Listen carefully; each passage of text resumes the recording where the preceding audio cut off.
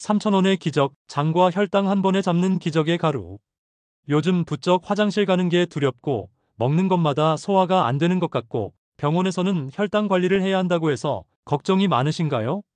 나이가 들수록 장 건강은 더 나빠지는 것 같고 혈당은 왜 그렇게 불안정한지 도대체 뭘 어떻게 해야 할지 답답하신 분들이 많으실 겁니다. 저 역시 그랬습니다. 하지만 이제는 걱정 마세요. 오늘 제가 알려드릴 이 가루 하나면 그 모든 고민을 덜어낼 수 있습니다. 식이섬유가 풍부해 장 건강과 혈관 건강을 살리는 특급 효능을 가진 가루는 바로 보리가루입니다. 보리가루, 조금 생소하신가요? 그러나 이미 많은 분들이 그 효능을 경험하고 있는 숨어있는 식재료이기도 합니다. 보리가루는 장내 환경을 건강하게 만들고 혈당 수치를 안정적으로 조절하는 데 탁월한 효과를 보입니다. 오늘 영상 끝까지 보시면 이 보리가루가 왜 장 건강과 혈당 관리에 그렇게 좋은지, 어떻게 먹어야 효과를 제대로 볼 수 있는지 자세히 알려드릴 테니 놓치지 마세요. 저희 채널은 여러분들의 관심과 사랑 속에 쑥쑥 자라납니다. 구독과 좋아요로 힘을 실어주세요. 55살 김영희 씨는 몇 년 전부터 화장실 가는 게 영 불편했습니다. 변비는 기본이고 속이 더부룩해서 뭘 먹어도 소화가 안 되는 것 같았지요. 병원에선 혈당 수치도 경계 단계라며 식단 관리가 필요하다고 했지만 뭘 어떻게 해야 할지 막막했습니다.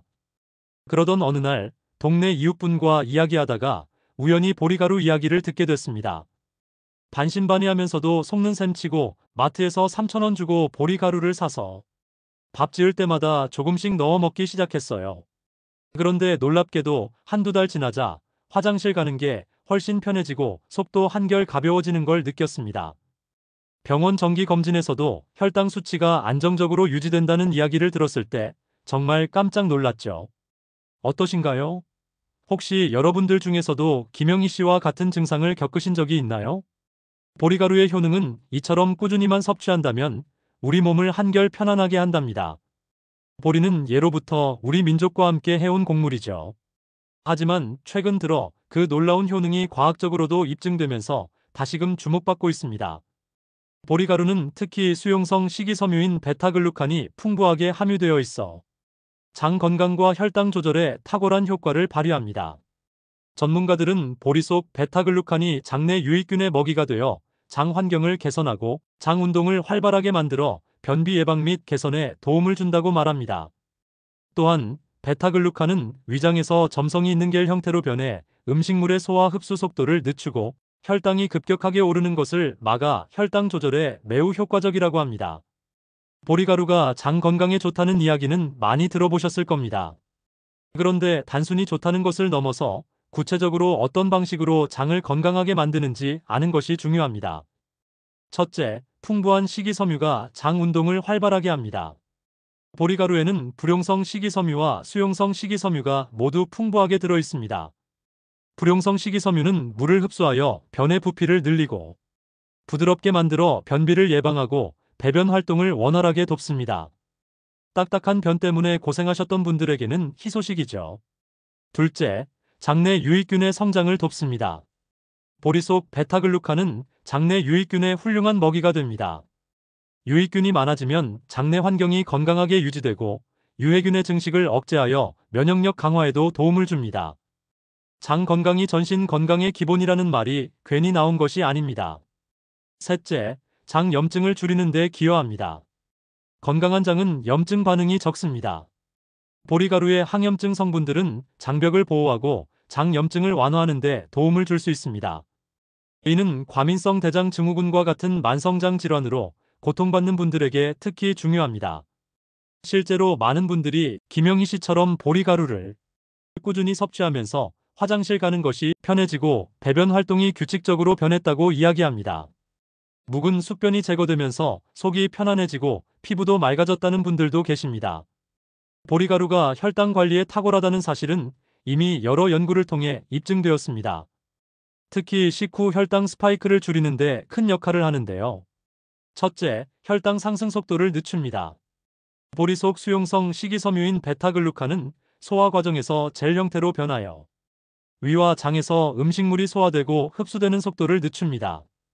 이는 혈당이 식사 후 급격하게 오르는 것을 방지하여 혈당 수치를 안정적으로 유지하는 데 도움을 줍니다.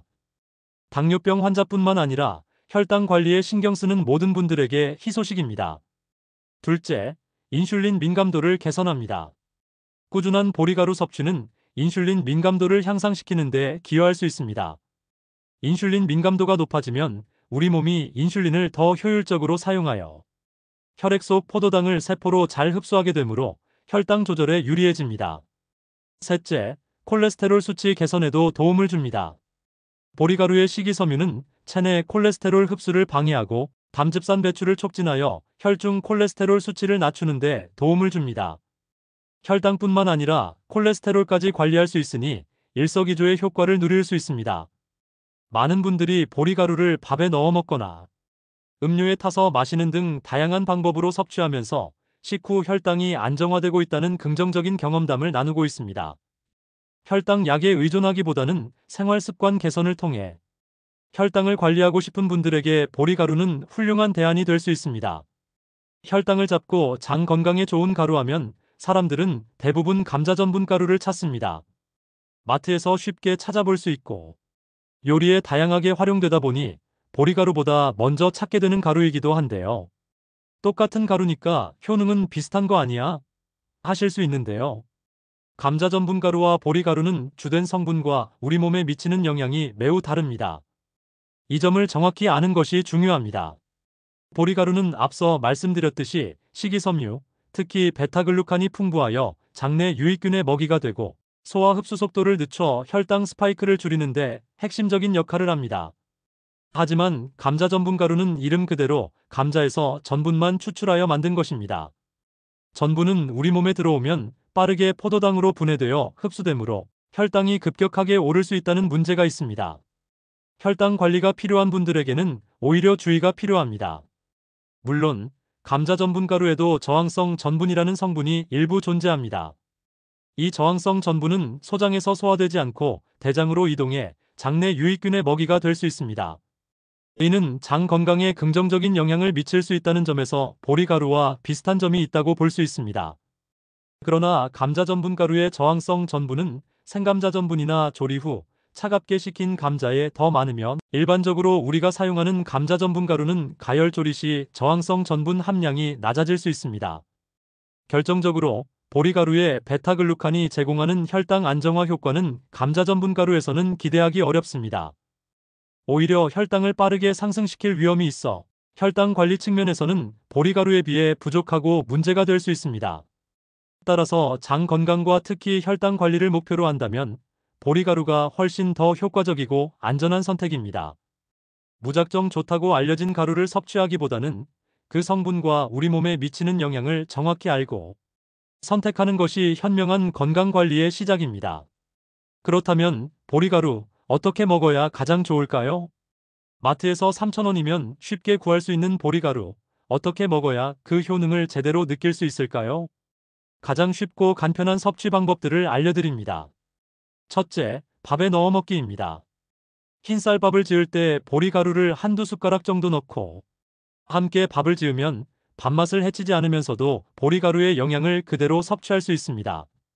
이미 보리밥을 즐겨 드시는 분들이라면 더욱 쉽게 적용할 수 있는 방법입니다. 둘째, 음료에 타서 마시기입니다. 물, 우유, 두유, 요거트 등에 보리가루를 한 숟가락 정도 넣고 잘 섞어 마시면 간편하게 섭취할 수 있습니다.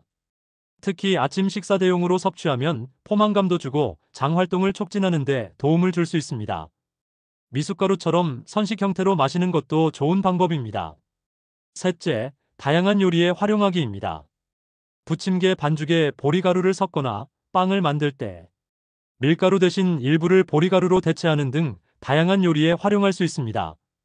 고소한 맛이 더해져 더욱 풍미 있는 요리를 즐길 수 있습니다. 섭취 시 주의할 점도 있습니다. 보리가루는 식이섬유 함량이 높기 때문에 처음부터 너무 많은 양을 섭취하면 복부 팽만감이나 가스, 설사 등의 증상이 나타날 수 있습니다. 처음에는 소량부터 시작하여 점차 양을 늘려가는 것이 좋습니다. 또한 충분한 물과 함께 섭취해야 식이섬유가 원활하게 작용하여 변비 예방에 더욱 효과적입니다. 특정 질환으로 약을 복용 중이시라면 섭취 전에 반드시 전문가와 상담하시는 것을 권장합니다.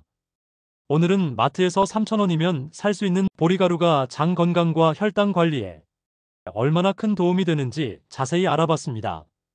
그리고 흔히 쓰이는 감자 전분 가루와는 어떤 점에서 차이가 있고 왜 보리가루가 이토록 특별한지 그 이유도 함께 살펴보았습니다.